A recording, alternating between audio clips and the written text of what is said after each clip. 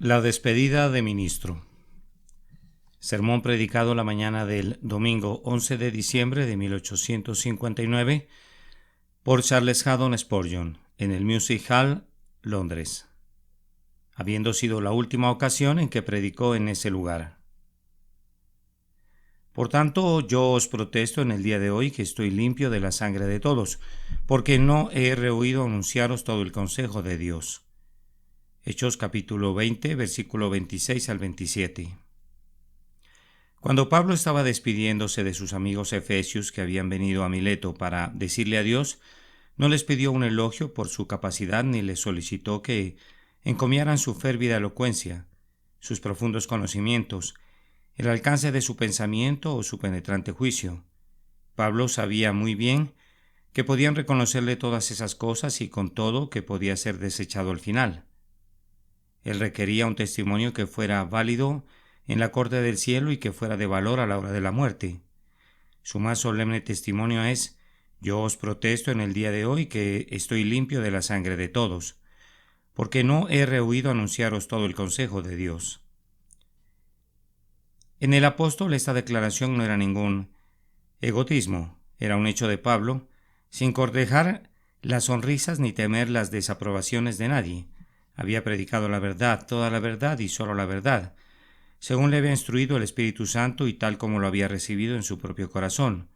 Oh, que todos los ministros de Cristo pudieran dar un testimonio semejante. Ahora, esta mañana me propongo, con la ayuda del Espíritu de Dios, hacer dos cosas. La primera será decir algo respecto a la solemne declaración del apóstol a partir, y luego, posteriormente, con unas cuantas palabras solemnes, darles de mi propio mensaje de la despedida. En primer lugar, vamos a considerar la palabra del apóstol al partir. Yo os protesto en el día de hoy que no he rehuido anunciaros todo el consejo de Dios. Lo primero que nos llama la atención es la declaración del apóstol respecto a las doctrinas que había predicado. Pablo había predicado todo el consejo de Dios. Debemos entender que le había dado a su gente el evangelio íntegro. No había enfatizado alguna doctrina del evangelio con detrimento del resto, sino que su honesto empeño había sido exponer cada verdad según la analogía de la fe. No había agrandado una doctrina haciéndola del tamaño de un monte, ni luego había disminuido alguna otra reduciéndola al tamaño de una madriguera, sino que se había empeñado en presentarlas en armonía, como los colores del arco iris, como un todo armonioso y glorioso. Por supuesto que él no reclamaba para sí una infalibilidad como hombre, aunque como hombre inspirado no tenía ningún error en sus escritos. Pablo tenía sin duda pecados que confesar en privado y faltas que lamentar delante de Dios. Sin duda, al predicar la palabra algunas veces no había podido expresar alguna verdad tan claramente como lo hubiera podido desear. No siempre había sido tan denodado como hubiera querido, pero al menos podía reclamar esto, que no había ocultado deliberadamente ni una sola parte de la verdad que está en Jesús. Ahora yo debo traer el dicho del apóstol a estos tiempos modernos, y yo entiendo que si alguno de nosotros quiere limpiar su conciencia y entregar todo el consejo de Dios, debe tener cuidado de predicar en primer lugar las doctrinas del Evangelio. Tenemos que declarar esa grandiosa doctrina del amor del Padre para con su pueblo desde antes de todos los mundos, su soberana escogencia de ellos, sus propósitos del pacto respecto a ellos y sus inmutables promesas para ellos. Todo eso ha de ser expresado con sonido de trompeta. Aunando a eso, el verdadero evangelista no debe dejar de exponer las bellezas de la persona de Cristo, la gloria de sus oficios, la integridad de su obra y por sobre todo la eficacia de su sangre, prescindiendo de lo que se pudiera omitir. Esto tiene que ser proclamado una y otra vez de la manera más enérgica. El evangelio que no contenga a Cristo no es ningún evangelio, y la idea moderna de predicar la verdad en vez de predicar a Cristo es un artificio perverso de Satanás. Y esto no es todo, pues así como hay tres personas en la deidad, hemos de tener cuidado de que todas ellas reciban la debida honra en nuestro ministerio.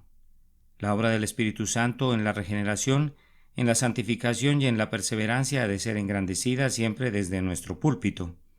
Sin su poder nuestro ministerio es una letra muerta y no podemos esperar que su brazo se desnude a menos que lo honremos día a día. Sobre todos estos asuntos estamos de acuerdo y por tanto voy a referirme a aquellos puntos que son más disputados y por consiguiente sobre los que hay mayor necesidad de una confesión honesta porque hay más tentación de encubrirlos. Entonces procedamos. Yo cuestiono que prediquemos todo el consejo de Dios a menos que se declare continuamente la predestinación con toda su solemnidad y certeza, a menos que se enseñe valientemente y sin rodeos la elección como una de las verdades reveladas por Dios. Partiendo de este manantial es un deber del ministro arrastrar todos los otros torrentes y reflexionar sobre el llamamiento eficaz, sostener la justificación por fe, insistir sobre la segura perseverancia del creyente y deleitarse en proclamar ese pacto de gracia en el que todas estas cosas están contenidas, que es seguro para toda la simiente escogida y comprada con sangre. Hay una tendencia en esta época a ocultar en la sombra la verdad doctrinal. Demasiados predicadores se sienten ofendidos por esa severa verdad que los Covenanters, firmantes del pacto escocés de la reforma religiosa, sostenían y de la cual los puritanos daban testimonio en medio de una época licenciosa. Se nos dice que en los tiempos esto ha cambiado y que tenemos que modificar las así llamadas viejas doctrinas calvinistas y adaptarlas al tono de los tiempos, que de hecho necesitan ser diluidas, que los hombres se han vuelto tan inteligentes que tenemos que limar todas las aristas de nuestra religión y hacer del cuadrado un círculo gracias a una labor de redondeo de los hilos más prominentes. Quien quiera que haga eso, a mi juicio, no declara todo el consejo de Dios. El ministro fiel debe ser claro, sencillo y concreto respecto a estas doctrinas. No debe haber ninguna disputa acerca de si las cree o no. Tiene que predicarlas de tal manera que sus oyentes puedan distinguir si predica un esquema de libre albedrío o un pacto de gracia, si enseña la salvación por obras o la salvación por el poder y la gracia de Dios. Pero, amados, un hombre podría predicar todas estas doctrinas en toda su plenitud y no obstante no declarar todo el consejo de Dios, pues aquí es donde viene la labor y la batalla. Aquí es donde aquel que es fiel en estos modernos días tendrá que enfrentar lo más recio del combate. No basta con predicar doctrina. Tenemos que predicar el deber, tenemos que insistir de manera fiel y firme sobre la práctica. En tanto que solo prediques la desnuda doctrina, hay una cierta clase de hombres de intelecto pervertido que te admirarán, pero una vez que comienzas a predicar sobre la responsabilidad, a decir francamente de una vez por todas que si el pecador perece es por su propia culpa, que si alguien se hunde en el infierno su condenación ya será a su propia puerta, de inmediato hay un grito de inconsistencia. ¿Cómo pueden estar juntas estas dos cosas? Incluso se puede encontrar buenos varones cristianos que no pueden tolerar toda la verdad y que se opondrán al siervo de Dios, que no se contenta con un fragmento, sino que presenta honestamente todo el Evangelio de Cristo. Este es uno de los problemas que el ministro fiel tiene que enfrentar. Pero digo solemnemente que no es fiel a Dios y no creo que alguien sea fiel ni siquiera a su conciencia si no predica claramente la doctrina de la soberanía y si descuida insistir en la doctrina de la responsabilidad. Yo creo con certeza que todo individuo que se hunde en el infierno tendrá que maldecirse a sí mismo por ello. Se dirá de los condenados cuando traspasen el portal de fuego: no quisiste recibir ninguna de mis reprensiones. Fuiste invitado a la cena y no quisiste venir. Llamé y tú rehusaste. Extendí mis manos y no hubo quien considerara. Me reiré en tu calamidad. Me burlaré cuando te venga lo que temes. El apóstol Pablo sabía cómo enfrentarse a la opinión pública y predicar el deber del hombre por un lado y por el otro la soberanía de Dios. Quisiera que me fueran prestadas unas alas de águila para volar a la cima de la alta doctrina cuando estoy predicando sobre la soberanía. Dios tiene un poder absoluto e ilimitado sobre los hombres para hacer con ellos lo que le agrade, de la misma manera que el alfarero lo tiene con la arcilla. La criatura no ha de cuestionar al Creador, pues él no rinde cuentas a nadie de sus asuntos. Pero cuando predico respecto al hombre y considero el otro aspecto de la verdad, me sumerjo en las mayores honduras. Yo soy, si así quieren llamarme, un hombre de baja doctrina, pues como un honesto mensajero de Cristo debo emplear su propio lenguaje y declarar que el que no cree ya ha sido condenado porque no ha creído en el Hijo de Dios. Yo no veo que se predique todo el consejo de Dios, a menos que esos dos puntos aparentemente contradictorios sean tratados y enseñados claramente. Para predicar todo el consejo de Dios es necesario declarar la promesa en toda su gratitud, seguridad y riqueza. Cuando la promesa constituye el tema del texto, el ministro no debe tenerle miedo. Si es una promesa incondicional, él debe hacer que su incondicionalidad sea la característica más prominente de su discurso. Debe cubrir íntegramente el tema con lo que sea que Dios ha prometido a su pueblo. Si el tema es el mandamiento, el ministro no debe arredrarse. Debe expresar el precepto tan plena y confiadamente como expresaría la promesa. Tiene que exhortar, reprender y mandar con toda paciencia. Tiene que sostener siempre el hecho de que la parte preceptiva del Evangelio es tan valiosa, es más, tan invaluable como la parte promisoria. Tiene que seguir manifestando que por sus frutos los conoceréis, que todo árbol que no da buen fruto es cortado y echado en el fuego. Tiene que predicarse la necesidad de vivir santamente así como de vivir felizmente. Debe insistirse constantemente en la santidad de vida así como en esa fe sencilla que para todo depende de Cristo. Declarar todo el consejo de Dios para resumir 10.000 cosas en una. Creo que es necesario que cuando un ministro recibe su texto debe decir honesta y rectamente lo que el texto significa. Demasiados ministros reciben un texto y lo matan. Le retuercen su cuello y luego lo rellenan con algunas nociones huecas y lo ponen sobre la mesa para que un pueblo irreflexivo se alimente de él. Quien no deja que la palabra de Dios hable por sí misma, en su propio puro y sencillo lenguaje, no predica todo el consejo de Dios. Si un día encuentra un texto como este, no depende del que quiere ni del que corre, sino de Dios que tiene misericordia. El ministro que es fiel llegará hasta el fondo de ese texto, y si en la mañana el Espíritu de Dios le graba en su conciencia lo siguiente: ¿no queréis venir a mí para que tengáis vida? O esto otro: el que quiera que venga, será muy honesto tanto con este segundo texto como lo fue con el primero. No eludirá la verdad. Se atreverá a mirarla directamente en el rostro, primeramente él mismo, y luego la comentará en el púlpito, y ella le dirá: oh palabra, habla por ti misma, y que solo tú deseas escuchada. No permitas, oh Señor, que pervierta o malinterprete tu propia verdad enviada del cielo. La simple honestidad para con la pura palabra de Dios es, yo pienso, un requisito para el hombre que no quisiera evadir la predicación de todo el consejo de Dios. Además, eso no es todo. Si un hombre quiere declarar todo el consejo de Dios en vez de evadirlo, debe ser muy exigente respecto a lamentar los pecados de los tiempos. El ministro honesto no condena el pecado en su conjunto. Él identifica pecados específicos en sus oyentes y, sin estirar el arco a la aventura, pone una flecha en la cuerda y el Espíritu Santo la envía directamente a la conciencia individual. Quien es fiel a su Dios no mira a su congregación como una gran masa, sino que mira a individuos separados y se esfuerza por adaptar su discurso a las conciencias de los hombres, de tal manera que perciban que habla de ellos.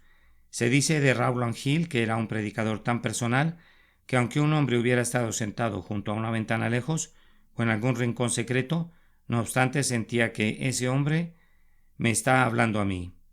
Y el verdadero predicador que declara todo el consejo de Dios habla de tal manera que sus oyentes sienten que hay algo para ellos, una censura por sus pecados, una exhortación que tienen que obedecer, un algo que les llega de manera significativa, pertinente y personal. Tampoco pienso que alguien haya declarado todo el consejo de Dios si no hace esto. Si hay un vicio que ustedes deben rehuir, si hay un error que deben evitar, si hay un deber que deben cumplir, si todas esas cosas no son mencionadas en los discursos del púlpito, el ministro ha rehuido declarar todo el consejo de Dios. Si hay un pecado que reina en el barrio y especialmente en la congregación, pero el ministro evitará mencionar ese vicio en particular por no querer ofenderlos. Ha sido infiel a su llamamiento y ha sido deshonesto para con su Dios. Yo no sé cómo describirles mejor al hombre que declara todo el consejo de Dios que referirlos a las epístolas de San Pablo. Allí encuentran ustedes la doctrina y el precepto, la experiencia y la práctica. Él habla de corrupción por dentro y de tentación por fuera. La vida divina entera es retratada, y la dirección necesaria es proporcionada. Allí encuentran el solemne reproche y el consuelo amoroso. Allí encuentran las palabras que gotean como la lluvia y destilan como el rocío. Y allí tienen las frases que retumban como truenos y centellean como rayos. Allí lo ven una vez con su cayado, conduciendo gentilmente a sus ovejas a los pastos, y de pronto lo ven con la espada desenvainada, librando una valiente batalla contra los enemigos de Israel. Quien quiera ser fiel y quiera predicar todo el consejo de Dios tiene que imitar al apóstol Pablo y predicar como él escribió. Queda sugerida, sin embargo, la pregunta que ¿hay alguna tentación que surja para el hombre que pretenda hacerlo? ¿Hay algo que le tentaría a desviarse del camino recto e inducirlo a no predicar todo el consejo de Dios? Ah, hermano mío, poco entiendes la posición del ministro si no has temblado algunas veces por él. Adopta solo una fase de la verdad y serás aclamado hasta los propios cielos. Conviértete en un calvinista al grado que cierres los ojos a una mitad de la Biblia y no puedas ver la responsabilidad del pecador, y los hombres darán palmadas de aplauso y exclamarán aleluya, y sobre las espaldas de los muchos serán elevados a un trono y te convertirás en un verdadero príncipe en Israel de ellos. Por otro lado, comienza a predicar una mera moralidad, practica sin doctrina y serás cargado en hombros por otros hombres. Si se me permite usar esta figura, cabalgarás sobre esos asnos y entrarás a Jerusalén y los oirás exclamar Hosana, y los verás ondear sus ramos de palmas delante de ti, pero predica una vez todo el consejo de Dios, y ambos grupos se te echarán encima. Uno exclamará, el hombre es demasiado sublime, y el otro dirá, no, es demasiado bajo. Un grupo dirá, es un arminiano consumado, y el otro es un vil hipercalvinista. Ahora bien, al hombre no le gusta estar en medio de dos fuegos. Hay una inclinación a agradar a uno u otro de los dos bandos, y así, aunque no fuera para incrementar los adherentes de uno, al menos es para conseguir más feroces adherentes. Sí, pero si comenzamos a pensar en eso una vez, si permitimos que el clamor de cualquier partido, de cualquier bando nos aparte del camino angosto, de la senda del bien y de la verdad y de la rectitud, eso ha sido todo para nosotros. Cuando ministros sienten la influencia de personas adineradas, el ministro en su púlpito tal vez está inclinado a pensar en el caballero que está en el reclinatorio tapizado de color verde, o de otra manera piensa ¿qué dirá el diácono tal y tal? ¿O qué dirá el otro diácono que piensa exactamente lo contrario? ¿O qué escribirá el señor al editor de tal periódico el próximo lunes? ¿O qué dirá la señora la próxima vez que me la encuentre? Si todas estas cosas ponen su pequeño peso en la balanza, y a menos que el varón sea mantenido íntegro por Dios el Espíritu Santo, tiende a hacer que se desvíe un poco de ese camino angosto que es el único en el que puede estar si quiere declarar todo el consejo de Dios.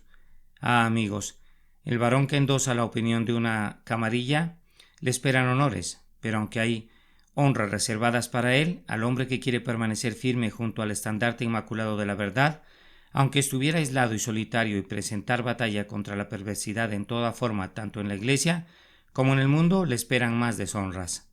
Por tanto, que el apóstol se atribuyera que no había rehuido declarar todo el consejo de Dios no era un testimonio insignificante.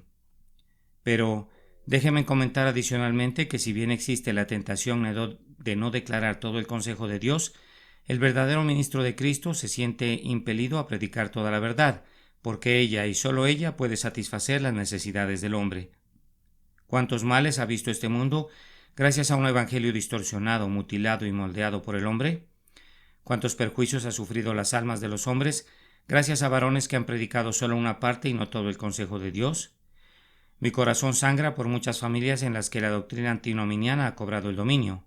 Yo podría contar muchas tristes historias de familias muertas en pecado, cuyas conciencias están cauterizadas como un hierro candente por la fatal predicación que escuchan. He conocido convicciones que han sido ahogadas y deseos que han sido apagados por ese sistema que destruye el alma, que suprime la condición humana del ser y lo hace tan responsable como un buey. No puedo imaginarme un instrumento más apto en las manos de Satanás para la ruina de las almas que un ministro que le dice a los pecadores que no es su deber arrepentirse de sus pecados o creer en Cristo, que tiene la arrogancia de llamarse un ministro del Evangelio mientras enseña que Dios odia a algunos hombres infinita e inmutablemente por ninguna razón de ningún tipo, sino simplemente porque así decide hacerlo. Oh, hermanos míos, que el Señor los salve de la voz del encantador y los guarde por siempre sordos a la voz del error. Aún en familias cristianas, cuánto mal produce un evangelio distorsionado. He visto al joven creyente, acabado de ser salvado del pecado, feliz en su temprana carrera cristiana y caminando humildemente con su Dios, pero el mal ha reptado en su interior disfrazado con el manto de la verdad. El dedo de la ceguera parcial fue puesto sobre sus ojos y solo podía ver una doctrina. Podía ver la soberanía, pero no la responsabilidad. El ministro que en un tiempo fue amado llegó a ser odiado. El varón que había sido honesto en la predicación de la palabra de Dios fue considerado como la es de todas las cosas. ¿Y cuál fue el efecto? Todo lo contrario de lo bueno y misericordioso. La intolerancia usurpó el lugar del amor, la amargura se albergó allí donde una vez existió un carácter amable. Podría señalarles innumerables instancias en las que el énfasis de alguna doctrina peculiar ha conducido a los hombres a un exceso de intolerancia y amargura, y una vez que un hombre ha llegado a ese punto está lo suficientemente listo para todo tipo de pecado al que el diablo le agrade tentarlo. Es necesario que se predique todo el Evangelio, pues de lo contrario los espíritus, incluso los cristianos, quedan desfigurados y mutilados. He conocido a varones diligentes por Cristo que trabajaban por ganar almas con todas sus fuerzas y de repente han abrazado una doctrina en particular a despecho de toda la verdad y han caído en el letargo. Por otro lado, allí donde los hombres han adoptado únicamente el lado práctico de la verdad y han desechado el lado doctrinal, demasiados profesantes se han pasado al bando de la legalidad, han hablado como si fueran a ser salvados por obras y casi han olvidado aquella gracia por la que fueron llamados. Son como los Gálatas, se han dejado fascinar por lo que han oído. El creyente en Cristo, si ha de ser guardado puro, simple, santo, caritativo y semejante a Cristo, ha de ser guardado así únicamente por una predicación de toda la verdad que está en Jesús. Y en cuanto a la salvación de los pecadores, mis oyentes, no podemos esperar nunca que Dios bendiga nuestro ministerio para la conversión de los pecadores a menos que prediquemos el Evangelio como un todo. Si yo seleccionara una parte de la verdad y siempre reflexionara en ella, con exclusión de todo lo demás, no puedo esperar la bendición de mi Señor.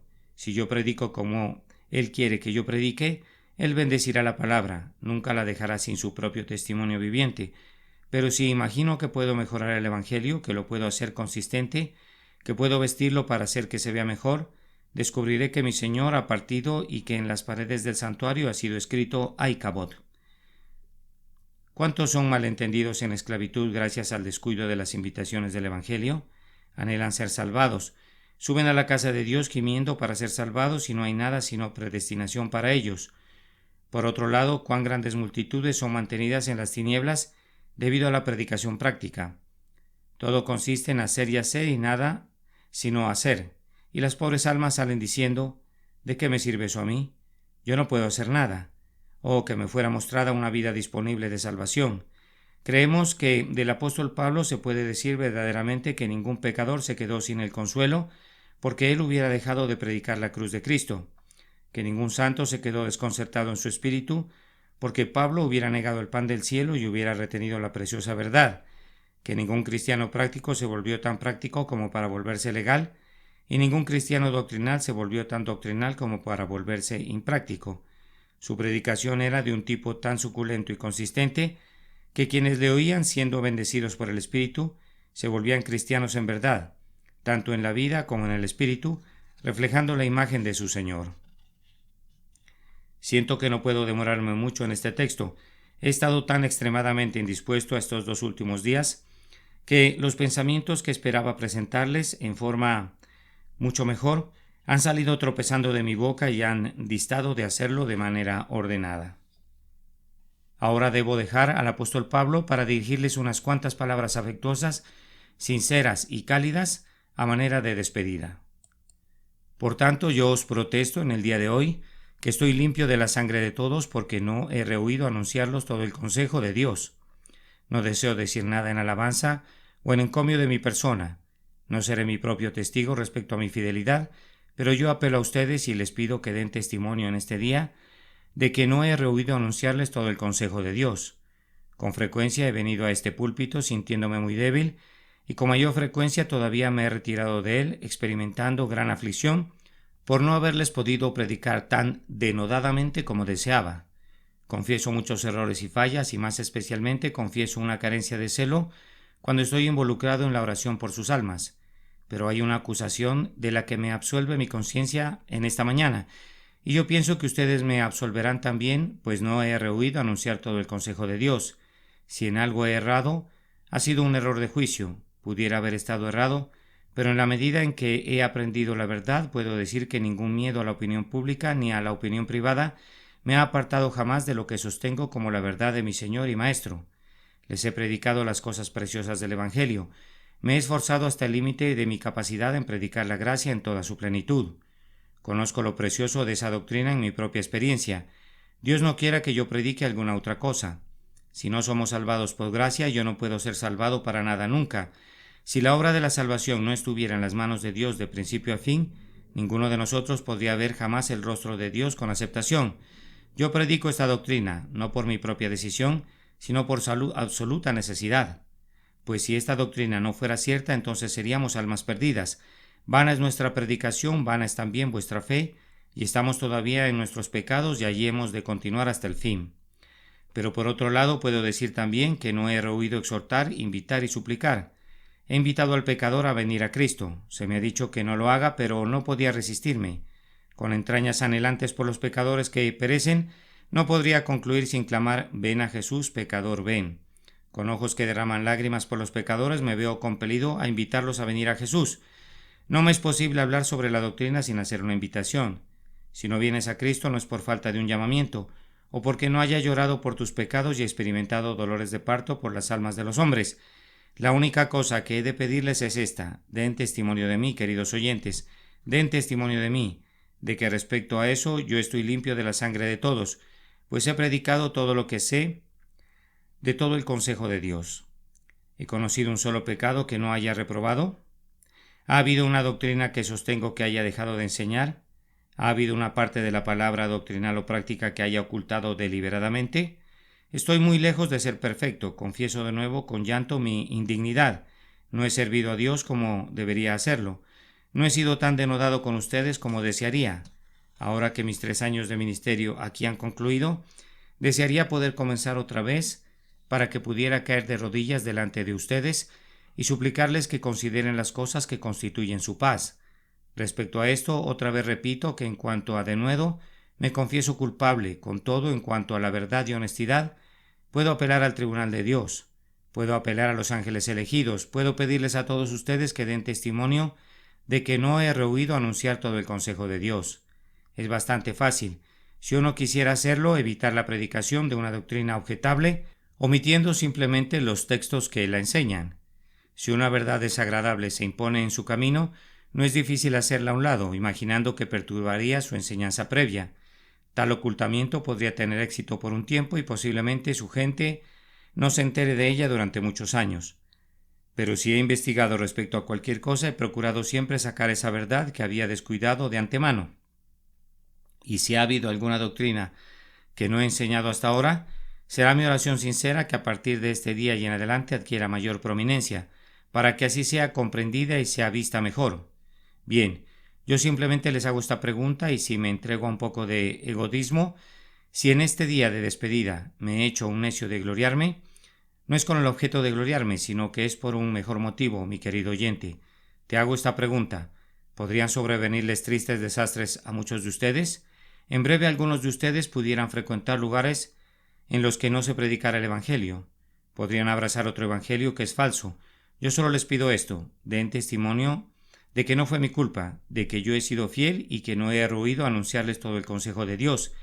En breve tiempo, algunos aquí, que han sido frenados por el hecho de haber asistido a un lugar de adoración, viendo que el ministro elegido se ha marchado, pudieran dejar de asistir a algún otro lugar posteriormente. Se pueden volver descuidados. Tal vez el próximo domingo podrían estar sentados en casa, echados de manera indolente y desperdiciando el día. Pero hay algo que me gustaría decir antes de que se decidan a no asistir a la casa de Dios de nuevo. Den testimonio de que he sido fiel para con ustedes. Pudiera ser que algunos aquí han profesado correr bien por un tiempo mientras que han estado oyendo la palabra. Podrían volverse atrás. Algunos de ustedes regresan directamente al mundo. Podrían volverse borrachos, blasfemos y cosas semejantes. Dios no quiera que así sea. Pero yo los exhorto que si se hunden en el pecado, digan al menos esto por aquel que no desea otra cosa que no he rehuido anunciar todo el consejo de Dios. Oh, mis oyentes, algunos de ustedes dentro de poco tiempo estarán postrados en su lecho de muerte, cuando su pulso sea débil, cuando los terrores de la muerte sombría lo rodeen. Si todavía no se han convertido a Cristo, hay algo que yo quiero que agreguen a su última voluntad y testamento, y es esto: la exclusión del ministro que está delante de ustedes en este día, de cualquier participación en esa desesperada insensatez suya que los ha conducido a descuidar su propia alma. Oh, ¿no les he gritado que se arrepientan? ¿No les he pedido que consideren eso antes de que la muerte los sorprenda? ¿No los he exhortado, mis queridos oyentes, a huir en busca de un refugio a la esperanza que está puesta ante ustedes? Oh pecador, cuando tú estés vadeando el negro río, No me arrojes ninguna burla como si yo fuera tu asesino, pues en esto puedo decir, lavo en inocencia mis manos, limpio estoy de su sangre, pero el día vendrá cuando nos reunamos de nuevo. Esta gran asamblea será absorbida por una asamblea más grande, así como la gota se pierde en el océano, y yo me presentaré en aquel día para ser juzgado ante el tribunal de Dios. Si no les he advertido, he sido un infiel atalaya y su sangre será requerida de mis manos. Si no les he predicado a Cristo, y si no les he pedido que huyan en busca de refugio, aunque perezcan con todo, su alma me será requerida. Yo les suplico que si se ríen de mí, si rechazan mi mensaje, si desprecian a Cristo, si odian su evangelio, si son condenados, por lo menos, denme una solución de su sangre. Veo a algunos ante mí que no me oyen con frecuencia y con todo puedo decir respecto a ellos que han sido el objeto de mis oraciones privadas y a menudo también de mis lágrimas, cuando veo que continúan en sus iniquidades. Bien, yo les pido en verdad esta única cosa, y como hombres honestos no pueden negármela. Si ustedes quieren conservar sus pecados, si quieren perderse, si no quieren venir a Cristo, al menos en medio de los truenos del gran día, cuando me presente a juicio ante el tribunal de Dios, absuélvanme de haber destruido sus almas. ¿Qué más puedo decir? ¿Cómo les suplicaré? Si tuviera la lengua de un ángel y el corazón del Salvador, entonces suplicaría, pero no puedo decir más de lo que he hecho a menudo. En el hombre de Dios les suplico que huyan a Cristo en busca de refugio. Si todo lo anterior no bastara, que te baste esto. Ven al mal culpable y huye a aquel cuyos amplios brazos abiertos están dispuestos a recibir a toda alma que huya a él con penitencia y fe. En poco tiempo el propio predicador ya será postrado en su lecho.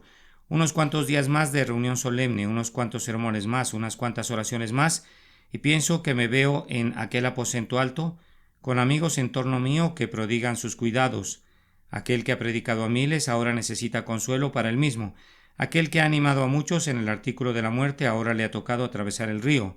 Mis queridos oyentes, ¿habrá alguno de ustedes a quien veré en mi lecho de muerte que me habrá de maldecir por ser infiel? ¿Acaso estos ojos serán perseguidos con las visiones de hombres a quienes he divertido, he interesado, pero dentro de cuyos corazones no he buscado nunca insertar la verdad? Yaceré allí y pasarán estas poderosas congregaciones en terrible panorama ante mí, y al tiempo de desvanecerse ante mis ojos, uno tras otro, cada uno le maldecirá por ser infiel. Dios no lo quiera. Yo confío que me harán ese favor, que cuando yazca agonizante ustedes concederán que estoy limpio de la sangre de todos y que no he rehuido anunciar todo el consejo de Dios. Me veo estando como un prisionero en el último gran día en el tribunal. ¿Qué pasaría si leyera esto en mi contra? Muchas personas te han escuchado, miles se han congregado para oír las palabras que brotaron de tus labios, pero tú has desviado a este pueblo, tú lo has engañado, tú has enseñado deliberadamente el error a esa gente. Truenos como los que nunca se han oído antes retumbarán sobre esta pobre cabeza y rayos más terroríficos que los que hayan chamuscado jamás a los malignos demolerán este corazón. Si he sido infiel a ustedes, mi posición si hubiera predicado solo una vez la palabra a estas multitudes, para hablar de muchos miles de veces, mi posición sería sumamente terrible en todo el universo si yo fuera infiel. Oh, que Dios aparte de mi cabeza este mal de la infidelidad, que es uno de los peores. Ahora estando aquí, hago este último llamado. Les ruego en nombre de Cristo, reconciliaos con Dios. Pero si no quieren ser reconciliados, les pido este único favor, y yo creo que no me lo negarán, que asuman la responsabilidad de su propia ruina, pues yo estoy limpio de la sangre de todos, ya que no he rehuido anunciarles todo el consejo de Dios. Baste esto a manera de un llamado para que den testimonio. Ahora voy a hacerles una solicitud. Tengo que pedirles un favor a todos los presentes. Si en algo han sido beneficiados, si en algo han recibido alguna vez un consuelo, si han encontrado a Cristo de alguna manera por la predicación del Evangelio aquí, yo les ruego que aunque no oigan mis palabras de nuevo les ruego que me lleven en oración en su corazón ante el trono de Dios. Vivimos por las oraciones de nuestro pueblo. Los ministros de Dios deben más a las oraciones de su pueblo de lo que jamás sabrán. Yo amo a mi gente porque siempre están orando por mí. Nunca se oró más por un ministro como se ha orado por mí. Pero aquellos que se verán compelidos a separarse de nosotros en razón de la distancia y causas semejantes, llévenme todavía en sus pensamientos delante de Dios y que mi nombre se grabe en sus pechos con la misma frecuencia con que se presenten delante del propiciatorio. Es poco lo que les pido. Es simplemente que digan: Señor, ayuda a tu siervo a ganar almas para Cristo. Pidan que el ministro sea hecho más útil de lo que ha sido hasta ahora, que si en algo está equivocado se ha llevado la verdad. Si no los ha consolado, pidan que lo hagan en el futuro, Pero si ha sido honesto con ustedes, entonces oren pidiendo que el Maestro los guarde en santidad. Y a la vez que les pido que presenten esta petición por mí, debe ser también por todos aquellos que predican la verdad en Jesús. Hermanos, oren por nosotros. Quisiéramos trabajar por ustedes como aquellos que deben rendir cuentas. No es algo insignificante ser un ministro si somos fieles a nuestro llamamiento. Tal como dijo Baxter una vez cuando alguien le comentó que el ministerio era un trabajo fácil. Amigo, si lo piensas así, yo quisiera que tomaras mi lugar y que hicieras la prueba. Si agonizar con Dios en oración, si luchar por las almas de los hombres, si ser objeto de abuso y quedarse sin responder, si sufrir todo tipo de reproches y calumnias, si este es el reposo, tómalo, amigo, pues a mí me alegrará deshacerme de esto. Yo les pido que oren por todos los ministros de Cristo, para que sean ayudados y sustentados, mantenidos y apoyados, para que, como sus días, sean sus fuerzas. Y luego, habiendo hecho esta petición por mí y por tanto habiendo hecho una petición egoísta, tengo que hacer una súplica por otros. Mis queridos oyentes, no puedo cerrar mis ojos al hecho de que hay todavía muchos entre ustedes que han oído aquí la palabra por largo tiempo, pero que todavía no le han dado sus corazones a Cristo. Me alegra verlos aquí, aunque sea por última vez. Si no volvieran a oír nunca los santos atrios de la casa de Dios de nuevo, si no volvieran a oír su palabra, si no volvieran a escuchar la cálida invitación o la advertencia honesta, tengo que hacerles una súplica. Fíjense que no es una solicitud, sino una súplica, y una súplica tal que si estuviera rogando por mi vida no podría ser más honesto ni más intensamente denodado al respecto. Pobre pecador, detente un momento y piensa, si tú has oído el Evangelio y no has resultado beneficiado por ello, ¿qué pensarás de todas tus oportunidades perdidas cuando estés postrado en tu lecho de muerte? ¿Qué pensarás cuando seas arrojado en el infierno? Cuando este pensamiento resuene en tus oídos. Tú oíste el Evangelio, pero lo rechazaste. Cuando los demonios en el infierno se rían en tu cara y te digan, nosotros no rechazamos nunca a Cristo, nunca despreciamos la palabra, y te arrojen en un infierno más profundo del que ellos jamás experimentaron, yo te suplico que hagas un alto y pienses en esto. ¿Vale la pena vivir para los goces que tienes en este mundo? ¿Acaso este mundo no es un lugar tedioso y terrible? Hombre, pasa a una nueva página. Yo te digo que no hay gozo para ti aquí y no hay ninguno en la otra vida mientras seas lo que eres. Que Dios te enseñe que el mal radica en tu pecado. Tú cuentas con pecados que no han sido perdonados. No puedes ser feliz aquí ni en el mundo venidero.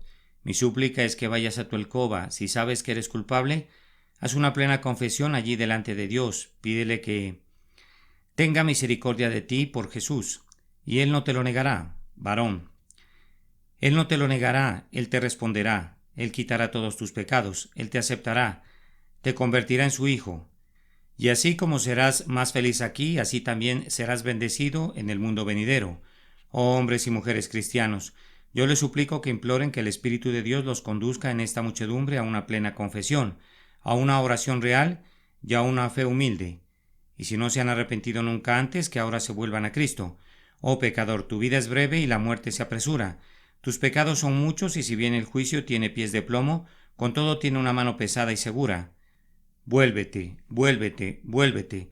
Te lo suplico, que el Espíritu Santo haga que te vuelvas. He aquí Jesús es levantado ante ti ahora por sus 5 heridas, yo te lo suplico. Vuélvete. Míralo a Él y vive. Cree en Él y serás salvo, pues todo aquel que cree en el Hijo del Hombre tiene vida eterna y no perecerá nunca, ni la ira de Dios descansará sobre él. Que el Espíritu de Dios imparta ahora su propia bendición permanentemente, la vida eterna por Jesús, nuestro Señor. Amén. La despedida de ministro. Sermón predicado la mañana del domingo 11 de diciembre de 1859 por Charles Haddon Spurgeon en el Music Hall, Londres, habiendo sido la última ocasión en que predicó en ese lugar.